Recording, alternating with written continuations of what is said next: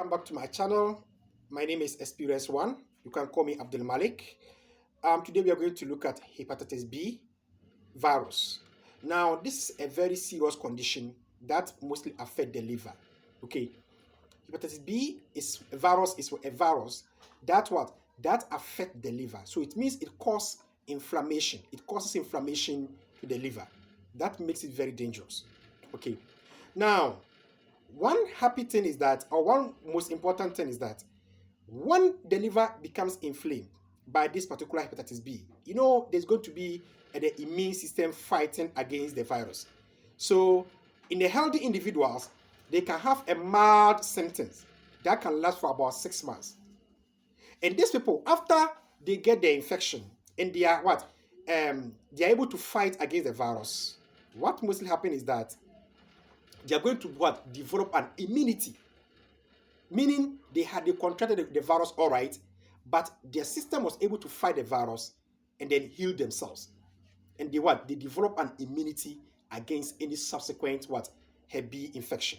This is a very good news. Now, others too might not be the case. They can go into the chronic state of the hepatitis. That means that the liver is going to be severely affected. That can lead to liver failure or liver cirrhosis. That is a bad news. Let's look at people who are at risk when it comes to this particular condition. In fact, healthcare workers. Healthcare workers, we mostly work in the hospital. And then we come across a lot of people.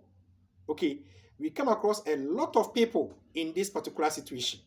So imagine touching people who have hepatitis B. If care is not granted, you are likely to contract the condition. And then IV drug users. IV drug users are those who use intravenous medications. Okay, they are likely to contract this particular condition. And also long-term hemodialysis. When you have a liver disease, and then after you contract the liver disease, there is a hemodialysis that you go through. Okay, during the process, one person can have this particular problem. Let's look at the incubation period. In fact, it is from 60 to 180 days. Okay, meaning when you have this particular condition, okay, when you have the virus, when you contract the virus, there's a likelihood that the time that the virus will stay to manifest the symptoms is within 60 to 180 days. Take notice of that. Now let's look at the transmission. A lot of people have doubt. A lot of people have problem when it comes to transmission of hepatitis. Okay, that's where a lot of people have problem because they don't know how they contract the hepatitis B. In fact, you can get it through blood, especially when it comes to blood transfusion.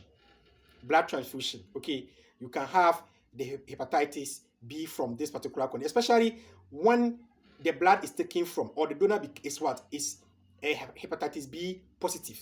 And then during the screening, okay, there was a mistake, or there was a problem somewhere during the screening, and then you were not able to screen it well. Somebody can or a person can contract hepatitis B virus. It's one of them. And then also sexual contact. In fact, having sexual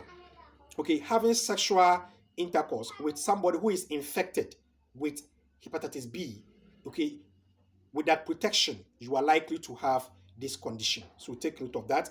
And then also contaminated needles. In fact, it's very expected that whenever you use a needle, you are not supposed to use it for any other person.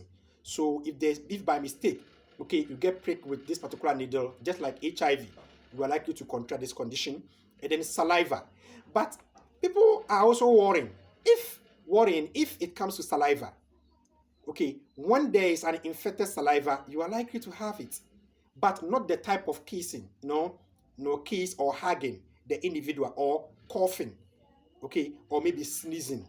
This one, you don't contract the virus from this, okay, but it can be through saliva too, but not just a normal kissing and then hugging, or maybe eating with the person, or sharing cooking utensils with the person. Okay, it does not guarantee somebody getting hepatitis B. So take notice of that. So you can eat with any person with hepatitis B. Okay, that doesn't mean that you are likely to contract it. Take note of that. So you have to love anybody who comes around you, even with hepatitis. But you have to be cautious too, because of other things that can happen. Okay, and then blood transfusion, we mentioned that body fluid. In fact, here I'll emphasize when it comes to sweat. Okay, when you have sweat, we don't contract hepatitis from sweat. So take notice of that. Okay, no, for sweat it is not there. And then sharing a toothbrush, you can contract hepatitis because you don't know when there's, sometimes when you brush your teeth, there can be blood coming out, and then when it gets into the brush, the person using it can also contract it through that. And then perinatal period, for instance, a pregnant woman, okay, sometimes it can be during delivery, okay, there can be an exchange of blood, so take notice of that. Now let's see the signs and symptoms of hepatitis B. There's going to be fever, fatigue is going to be, and the fatigue can last up for several weeks. When you have a fatigue that has lasted for weeks or months, you have to take notice of that. Go for regular checkup. It can be that you have contracted the hepatitis B virus. And then also loss of appetite. Loss of appetite is going to be present. Nausea and then vomiting can also be present. Okay, and then you are also going to have abdominal pain, dark urine. Dark urine in the sense that the liver here has been affected. When the liver is affected, you can have a dark urine. And you can also have jaundice, okay? Yellowish discoloration of the eye and even the skin can also happen. And then also joint pain, okay? You have general body weakness, and then your joint will pain you here and there. That should tell you that you have contracted, that you might be having hepatitis B, okay? And then a clear color stool, due to the bilirubin running through circulation. Okay, a clear color stool can also happen. When you see this, meaning the liver has been severely affected when it comes to hepatitis B. Okay, so take notice of that. Now, let us also look at prevention, because now that we know that the occurrence, we have to look at how we can be able to prevent ourselves from hepatitis. So here we talk about a strict hand washing. In fact, proper hand washing is very important in everything that we do. And then needle precaution. Don't use one needle for two people. And then you have to also handle a needle with care. Okay, and then avoid sexual contact with an infected person without protection. It's very dangerous. Okay, and then also test all pregnant clients. Test all pregnant clients because of the likelihood of the child contracting the hepatitis B virus. And also there are a lot of Hep B vaccines, okay, in place. So please try and go for injection. I think we have a three shot for this particular vaccine. Go and have it in order to build immunity against any Hep B virus. And then also, when you contract or when you have sexual intercourse or when you come into contact with somebody, okay, that you suspect of having hepatitis B, there is a particular medication that can be given, okay, Hep B immunoglobulin. It's in the form of vaccine, but this one is already prepared antibody, meaning when you inject it, it's going to act immediately. They are going to fight against the virus immediately so that they can conquer it for the person not to contract the condition. Please, if you have any problem with regards to the content when it comes to NCLEX, contact us for all your NCLEX needs. This comes to the end of today's lecture. Have a nice day. Bye-bye.